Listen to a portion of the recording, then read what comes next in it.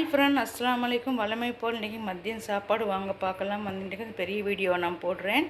இன்றைக்கி வழமை போல் சம்பரி சோறு ரைஸ் குக்கரில் வச்சுருக்கேன்.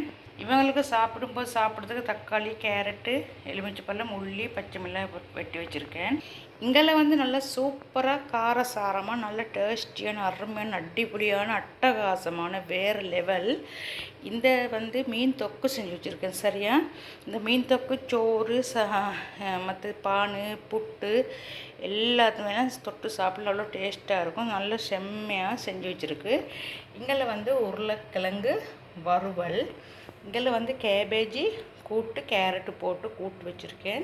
இங்கே நல்லா சூப்பராக அருமையாக ரசம் செஞ்சு வச்சுருக்கேன். மக்களே, ரசம் யூடியூப்பில் எனக்கு தப்பாக கமெண்ட் போடுற அவங்களுக்காரு விஷம் செஞ்சு வச்சுருக்கேன். சரியா, ரசம் விஷமாக செஞ்சு வச்சுருக்கேன்.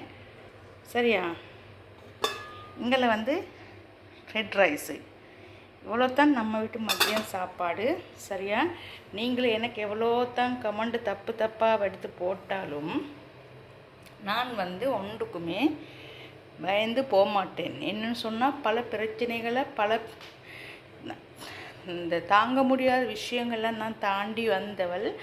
அதனால் யார் என்ன சொன்னாலும் எனக்கு நீங்கள் ஐடியா மாற்றிட்டு தப்பாக கொமெண்ட்டு போட்டாலும் நான் யூடியூப் சேனலை விட்டு நான் போக மாட்டேன்.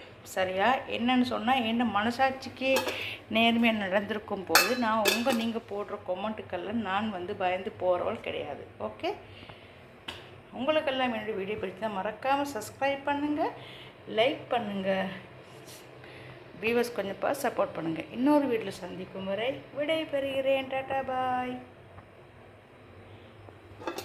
யார் யாருக்கெல்லாம் சாப்பிட வேணுமோ சாப்பிட போகலாம். ஓகே, டாட்டா பாய்.